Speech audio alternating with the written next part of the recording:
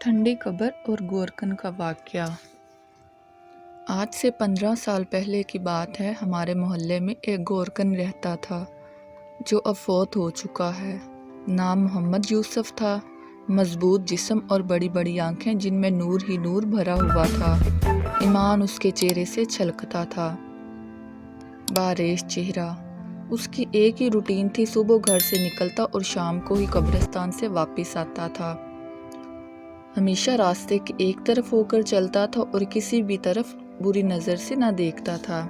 ایک دن محلے کے پڑھے لکھے لڑکے اکٹھے ہوئے اور یوسف سے کہنے لگے، آپ کی ساری زندگی قبرستان میں گزر گئی ہے، ہمیں کوئی واقعہ سنائیں۔ یہ سن کر یوسف سنجیدہ ہوا اور لمبی لمبی سانسیں لینے لگا اور کہنے لگا، آج مجھے 27 سال ہو گئے ہیں، میں قبریں بنا رہا ہوں۔ میرے ساتھ ایک ایسا ہی واقعہ گزرا ہے۔ گرمیوں کی دوپہر تھی، کچھ لوگ میرے پاس آئے، بابا جی قبر بنانی ہے۔ میں نے پوچھا، آدمی ہے یا عورت؟ انہوں نے بتایا کہ عورت ہے، کرنٹ لگنے کی وجہ سے فوت ہو گئی ہے۔ وہ لوگ یہ کہہ کر چلے گئے۔ میں عموماً اکیلا ہی قبر بناتا ہوں۔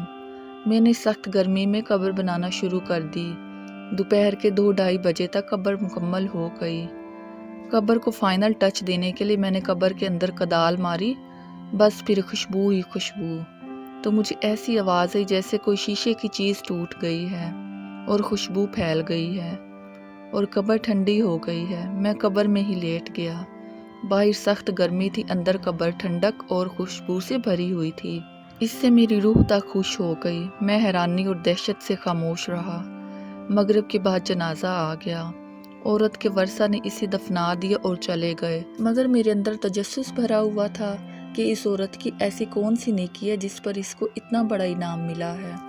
باتوں ہی باتوں میں نے معلوم کر لیا تھا کہ یہ عورت فرید گیٹ بہاولپور کے اندر رہنے والی تھی اور بجلی کے کرنٹ لگنے سے فوت ہو گئی ہے۔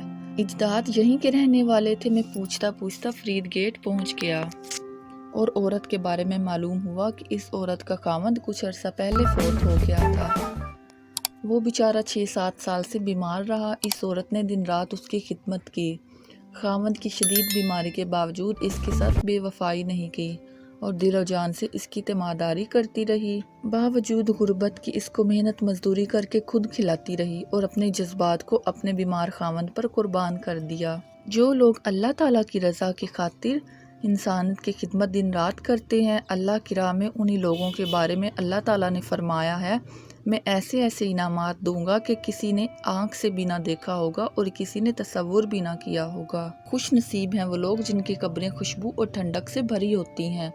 دعا ہے کہ اللہ تعالیٰ ہمیں اور سب مسلمانوں کو بخش دے اور آخرت میں ٹھنڈک عطا فرمائے۔